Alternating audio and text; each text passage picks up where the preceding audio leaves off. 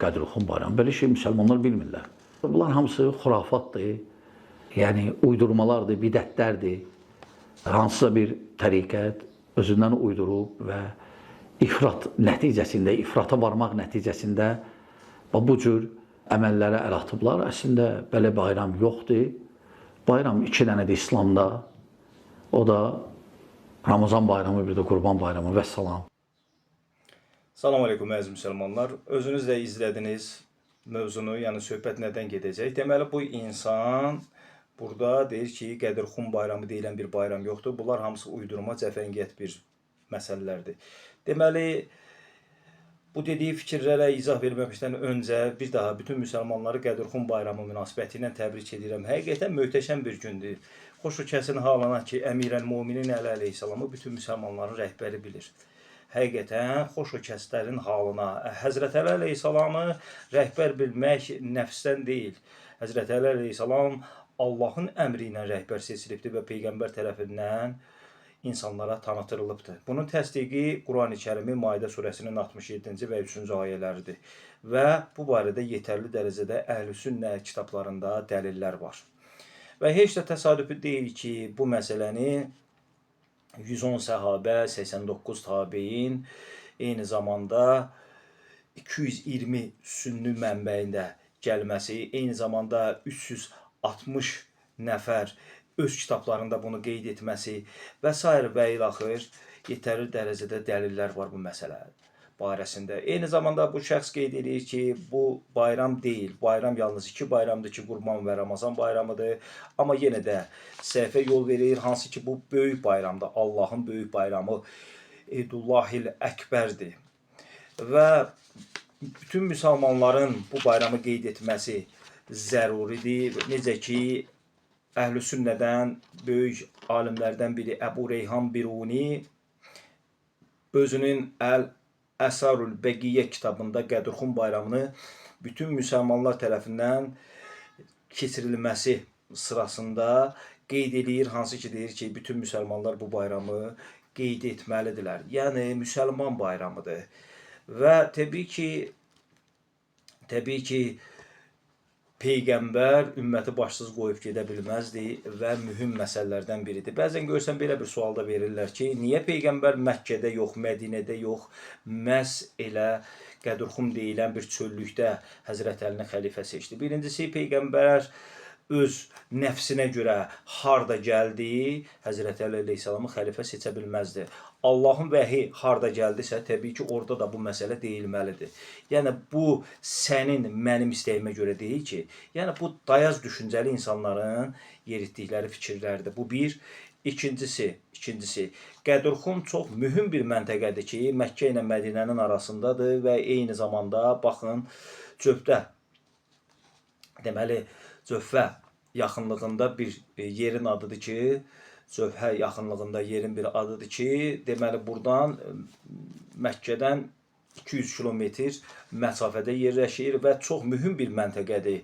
Qədirxan çölü çox mühüm bir məntəqədir ki, deməli şimaldan bu yol Mədinəyə gedir, cənubdan bu yol Yəmənə gedir. Deməli, şərqdən bu yol İraqa gedir, qərbdən isə Misrə gedir. Deməli, məhz o yerdir ki, Əmirəl-Möminin Əli əleyhissalam müsəlmanların rəhbəri elan olundu ki, o yerdə Peyğəmbər bunu çatdırdı və dinimiz kamilləşdi, tamamlandı. Maidə surəsinin 3-cü ayəsinə görə və Maidə surəsinin 67-ci ayəsinə görə isə əgər çatdırmasan, risaləti yerinə yetirməmsən. Yəni bu 23 illik boyunda nə qədər ki məsələlər var idi, sonu imamətdir, artıq tamamlanması imamətlə bağlı bir məsələdir və çox mühüm bir məsələdir. Bu məsələ belə, məhz bu yerdəki, hansı ki bu 4 istiqaməti qeyd elədim, Misirdir, İraqdır, ondan sonra Mədinədir, eyni zamanda Yəməndir. Bu yerdə müsəlmanlar hərəsi öz məmləkətlərinə gedirdilər və çox mühüm bir məsələdir. Deməli, əzizlər, Qədirxan məsələsi elə belə məsələ deyil. Qədirxan məsələsi çox mühüm məsələdir və bu insan ki deyir ki, bu uydurma bir şeydir, onda gərək kitablarını da batil çıxarda. Çünki qeyd etdiyim kimi bunu 110 səhabə, 89 tabein, eyni zamanda deməli 220 sünni mənbəndə rəsmi olaraq gəlir. Eyni zamanda 360 nəfər də bu hədisi Peyğəmbər ki deyir, mən kimin rəhbəriyəmsə, Əli də onun rəhbəridir, öz kitablarında bu məsələləri qeyd ediblər. Və mühüm olan məsələlərdən biri də budur ki, Zeyd ibn Ərqəm nəql eləyir və deyir ki, mühacirlərdən Əbu Bəkir, Ömər, Osman, Təlhə, Zübeyir məhz həmən günü Həzrət Əli əleyhissalama beyyət elədilər. Beyyət təbrik mərasimi gün batana qədər davam elədi. Və çox mühüm olan bir məsələ də budur ki, çox mühüm olan məsələlərdən biri də budur ki, baxın, deməli, Ömər ibn Xəttab və Şeyxeyn Əbu Bəkir bu Həzrət Əli əleyhissalamı xüsusi təbrik ediblər və Ömərin belə bir sözü var. Xoş sənin halına ey Əbu Talibin oğlu, mənim və bütün müsəlmanların rəhbəri oldun. Baxın, Ömər ibn Xəttabın deməli Əmirəl Möminin Əli əleyhissalamın təbrik etməsi Əhl-i Sünnə mənbələrində gəlir və saysız hesabsızdır. Sadəcə bir neçəsini oxuyacağam. Deməli Müsnəd Həmbəldə 6-cı cild səhifə 401-də, Əl-Bidayə və Nihayədə 5-ci cild səhifə 209-da, Əl-Fusuhul Muhimmə deməli İbn Səbbah səhifə 40-da, deməli Fəvaidüs Səmteyndə 1-ci cild səhifə 71-də, deməli Əbu Bəkirin, Ömərin, Osmanın, Təlhənin, Zübeyrin Həzrət Əli əleyhissalama beyyət etməsi və onu təbrik etməsi, yəni kitablarda qeyd olunubdur. İndi bu insan ki, bunları belə deyək, gizlədir və yaxud gizlətmək istəyir və s. bu məsələləri, yəni örtbasdır eləmək istəyir, ümumiyyətlə belə bir hadisələrin olmamağını qeyd edir və sizə bir neçə məsələni də qeyd edəcəm ki, baxın, mənbələri qeyd edirəm. Müsnəd Əhməd ibn Həmbəli deməli Müsnədində 1-ci cild səhifə 119-da, Hülyətül Övliyada 5-ci cild səhifə 26-da, eyni zamanda Ənsabül Əşraf Bələzuri səhifə 175 1-ci çap, deməli 1974-cü ildə Beyrut çapı, deməli eyni zamanda Mucəmül Kəbirdə 5-ci cild səhifə 171-də, hansı ki Həzrət Əli əleyhissalam, yəni burada bir çox müxtəlif hədislərdir, müxtəlif məsələlər gəlir. Mən ümumi qeyd edirəm. Əli əleyhissalam Qədürxum hadisəsi barəsində buyurur və deyir, bu məsələləri deyir, olubdur ya olmayıbdır. Kimlər ki inkar elədilər, müxtəlif xəstəliklərə tuturdular və eyni zamanda da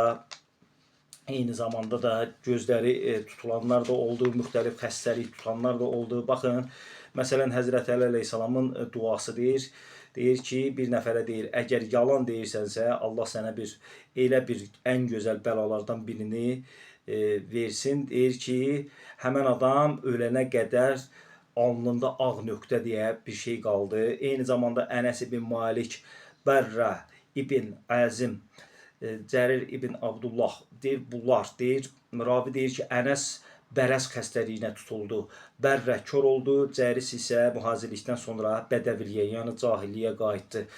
Eyni zamanda Zeyd ibn Ərqəm deyir ki, mən də, hansı ki Həzrət Əli dedi ki, Peyğəmbər deyir, mən kimin rəhbəriyəmsə, Əli də onun rəhbəridir. Həzrət Əli dedi, Qədürxumda sizlər var idi, şahidlik edirsiniz. Deyir, mən də deyir, bunun boynumdan atdım. Deyir, mənə də belə bir bəla gəldi ki, Həzrət Əli əleyhissalam bəddua eləmişdi. Kimlər bunu inkar eləyərsə, deyir, mən nə inkar eləmişdim? Yəni, deyir, mənə də bir bəla gəldi ki, kör oldum.